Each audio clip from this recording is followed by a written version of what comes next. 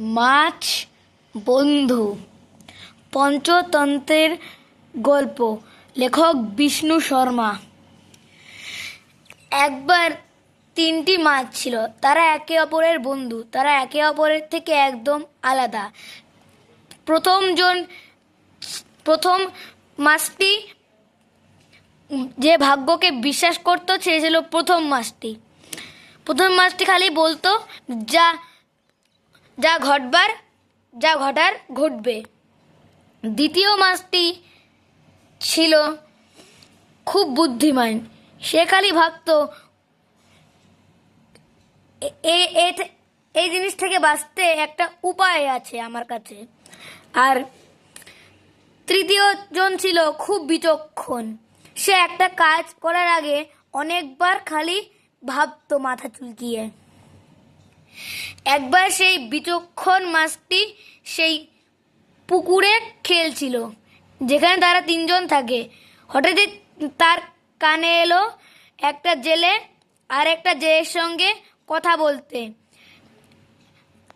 একটা জেলে আরেকটা জেলেকে বলছিল যে ওই তো একটা বড় মাছ, এই পুকুরে অনেক বড় বড় মাছ আছে, চলো আগামীকাল আমরা এখানে এসে ওদেরকে ধরে খেয়ে নিব। এই কথাটা শুনে বিচক্ষণ মাছটি খুব ভয় পেয়ে গেল। সেই বিচক্ষণ মাছটি সাঁতার কেটে তার বন্ধুদের খবরটা দিল। যেই মাছ ভাগ্যকে বিশ্বাস করত সেই মাছ বলল যা ঘটার ঘটবে।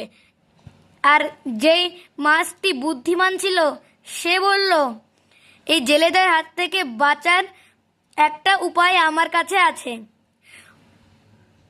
কথা না বাড়িয়ে সেই বিচক্ষণ মাছটি সাঁতার কেটে অন্য একটি জলাশয়ে চলে গেল। এর পরের দিন জেলে ওই দুই বন্ধুকে ধরলো। তারা দুই বন্ধু দেখলো তাদের সঙ্গে আরও মাছ জালে আটকে পড়েছে। ওই বুদ্ধিমান মাছটি জেলেদের হাত থেকে বাঁচতে একটা উপায় বের করলো। সে মরার মতো নাটক করলো। জেলেরা তাকে মরা ভেবে পুকুরে ছুঁড়ে ফেলে দিল এবং সেই বুদ্ধিমান মাছটির প্রাণটাও বেঁচে গেল। কিন্তু সেই মাছ, যে মাছটি ভাগ্যকে বিশ্বাস করত, সেই মাছ আজকে জেলেদের খাবার হয়ে গেল। Adapt from the tales of Panchatantra.